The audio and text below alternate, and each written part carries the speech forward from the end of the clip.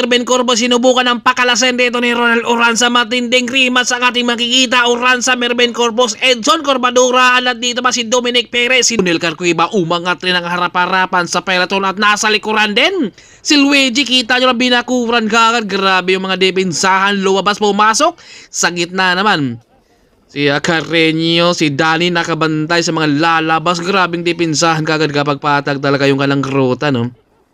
Ito talaga natin makikita na napakahirap to kapag patag. Dahil kapag ahon, antay mo yung ahon na doon mo talaga ilalabas yung lakas mo kapag patag. Ito, lahat talaga sila kahit anong posisyon nandito sa kanila. Dahil kapag hindi ka makasabit dito at maiwanan ka, mahihirapan ka. Kailangan habang maaga pa, kumapit ka na kaagad at Russell Agapito naman ang bumungad. Nasa likuran naman si Daniel Carreño, Muscle Mox, nandyan rin. Oh. Umangat na nito si Efren Reyes, habol dalawang.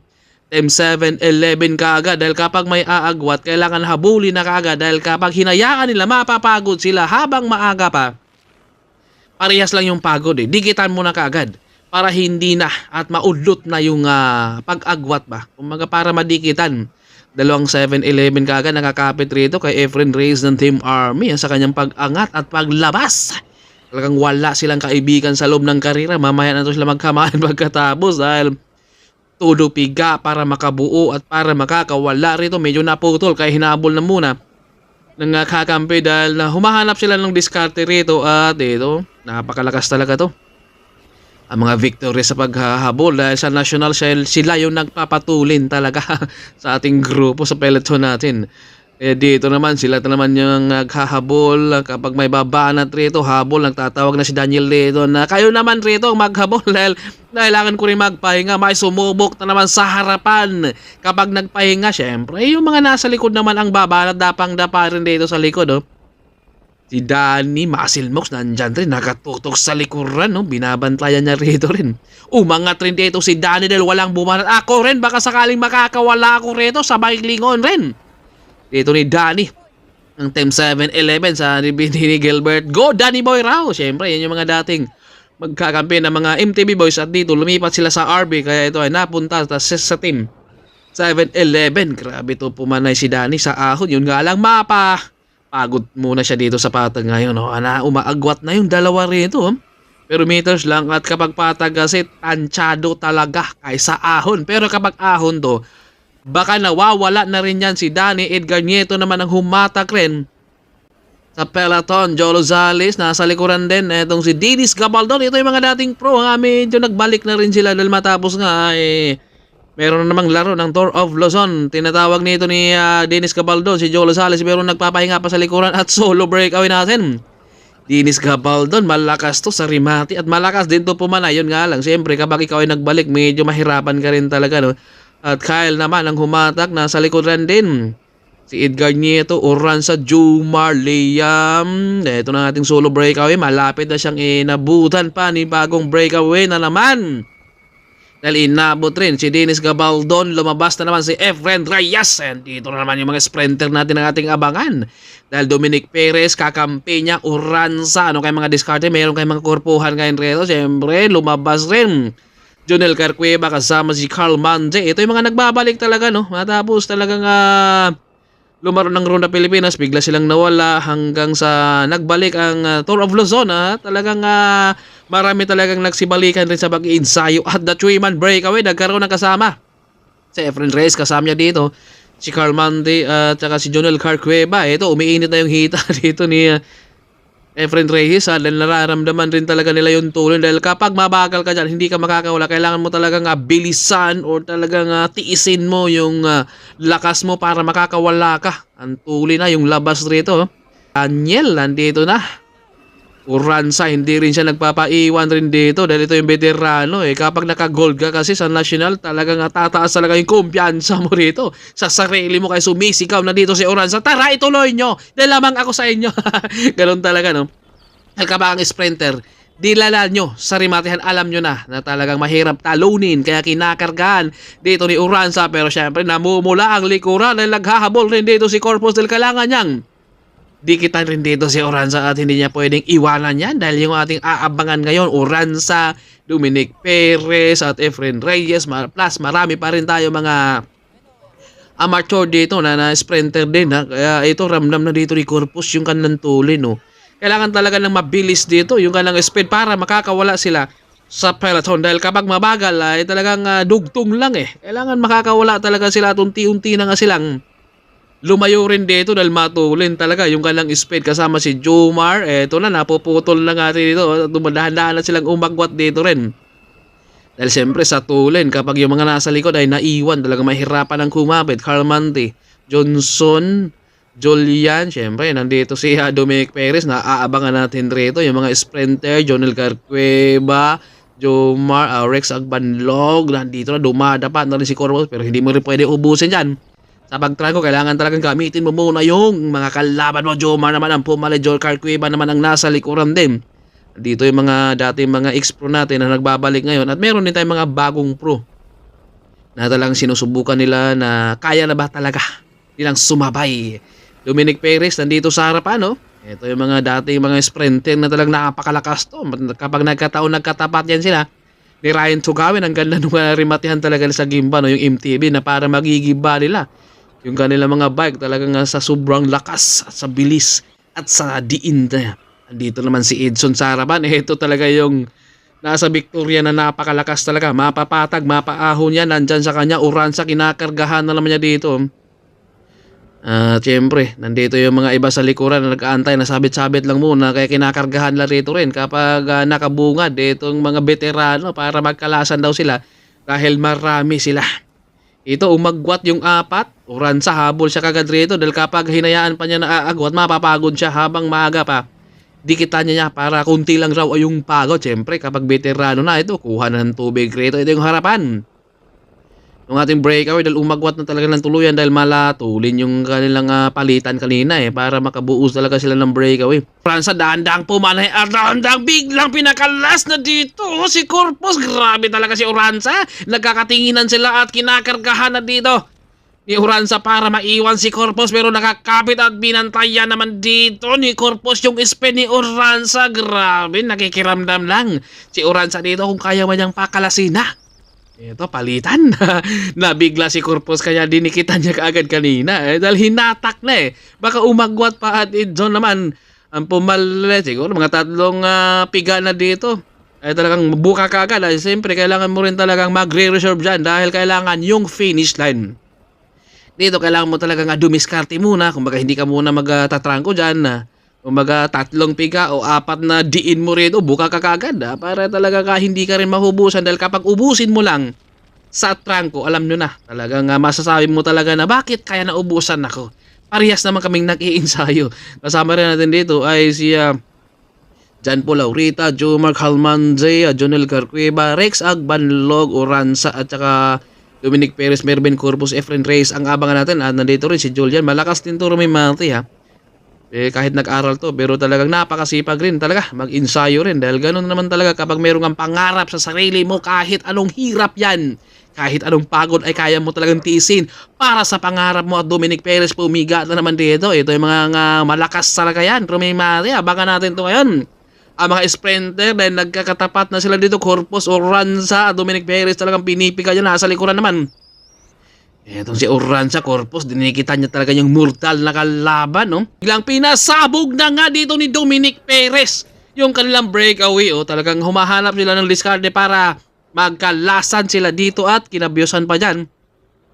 Si Julian, sa kanyang kadina, dito na, gumagawa na ng moves dito, si Dominic Perez, kaya ito medyo na karamdam na ng tama talaga si Corpus. Uransa, medyo nagkakabantayan na nga sila dito dahil yun talaga yung kanilang iniiwasan na hindi mapasama si Mervin Corpus sa kanilang finish line dahil baka hindi talaga nila kakayanin sa rematihan. Kaya ito bumabanat na naman si Efren. Jan Paul Laurita, Jonel Carcueva, habol na naman, naiwan muna sa likuran. Itong si Uransa, sabit-sabit na muna siya dito. Nakikiramdam Corpus ang nasa likuran. Mga trito rin, si Ronald Uransa. Grabe talaga yung mga depensahan na dito. Corpus, dapang-dapa rin. Hindi rin siya nagpapaiwan rito. Dahil nakikiramdam si Uransa dahil wala talaga ibang naghabol rin. Kailangan niyang idikit rin. Dominic Perez, bumalat na naman sa harapan. Julian, tatlong umagwat at Uransa.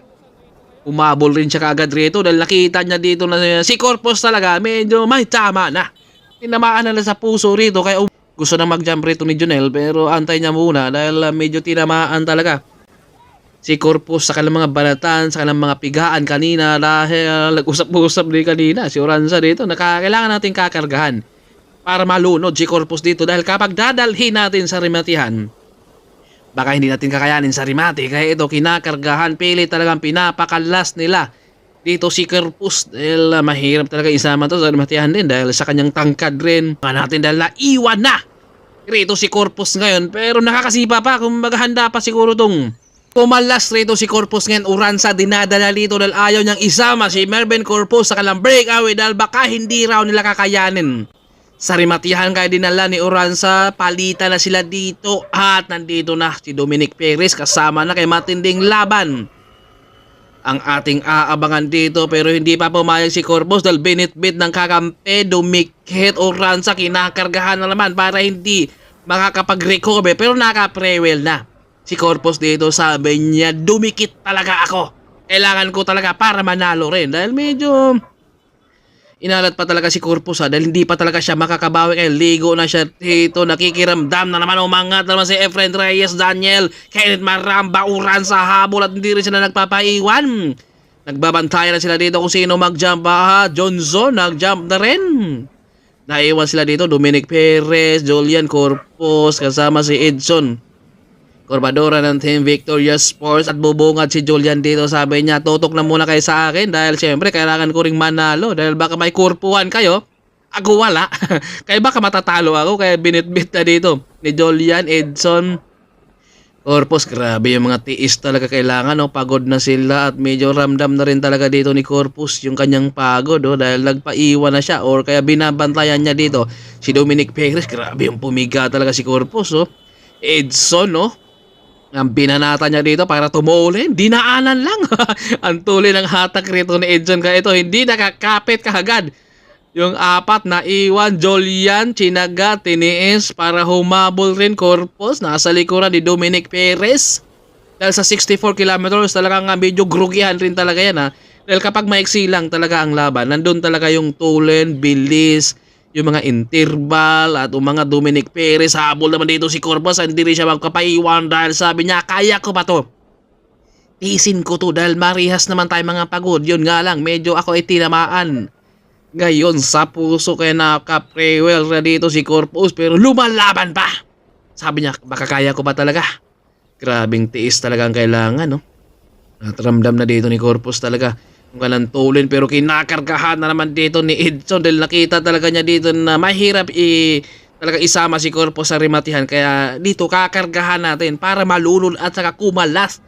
Dahil kahit sa patag rin, nandun talaga yung mga bilis sa Uransa. Umangat na naman Johnson, nakakapitin kaagad. Grabe yung ating mga under 23 at Edson nasa likuran din. Hindi rin siya nagpapaiwan rito.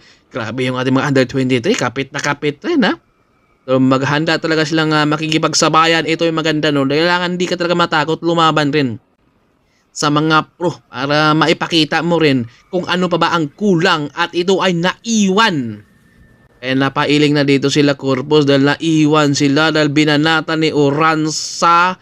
Pero sinusubukan pa dito ni Corpus na humabol pero wala na rin. Magtuloy ng trangko, binanata naman dito ni Efren Reyes. Ramdam rin talaga ni Corpus dito yung kanilang mga banatan dahil tinamaan talaga siya. Daniel naiwan, Corpus sinubukan dito kumapit. Kung sino ang magdadala rin dito. Kenneth Maramba nakabungad sa harapan dahil naputol na sila. Grabe, marami sila kanina sa kanilang breakaway, ha. Yun alang sa kanilang banatan, sa tulin talaga. At sa bilis din. Doon talaga sila naiiwanan, no. Efren Reyes ito naka-prewell na lang. Ayaw na talagang sumipa to si Corpus dahil nararamdaman na rin talaga niya na pagod na at saka groggy kapag ikaw rin nabunsol rin. At mga Dominic Perez harap-harapan yung binanatan. Yung kanilang breakaway gustong suluhin ang pagtawid sa finish line. 5 sila, yun nga lang, binanata niya kaya 4 na lang yung ating second group. Uransa, nasa likuran lang. Johnson, si Julian, Edson, nandito na, ha. Kumaga marami talaga ang mga kumakalas sa kanilang banatan. Solo breakaway natin rito, oh. Si Dominic Perez, grabe talaga to. Rumimati, kaya ito pumanay siya rito. Dahil naisip niya dito na baka sakaling ako'y makakawala rin Pero handito naman sa likuran, yung mga taga-habol talaga dahil matindi dito si Edson Dumimistic. Yan yung talagang nag-ubo sa Victoria sa National. Yun nga lang pag-ahon, pagsampa ng payapa. Doon talaga siya naubusan na ng gasolina kung Edson nakabunga, Julian. At nandito si Oranza sa likuran din. Nakikiramdam din dito si Oranza na didikit din sila. Dahil kapag hindi didikit, siyempre nandun na kay Dominic Perez ang mananalo sa atin. At dito kaya sa kanilang Grimas makakabawi kaya ito si Edson kay Oranza ngayon dahil patag. Dahil matapos talagang nirimate siya kay Oranza sa may Tagaytay. National Championship 2026 Criterium. At napasama yung ating under 23 na si Julian. Handa kayang makikipag-rematihan, makipagsabayan dito ngayon. Tanaw lang Maturin, unti-unti nang dumidikit sila dito. Tinatansya, Oranza nasa likuran. Lamang na kagad dito sa ating masid-masid pa.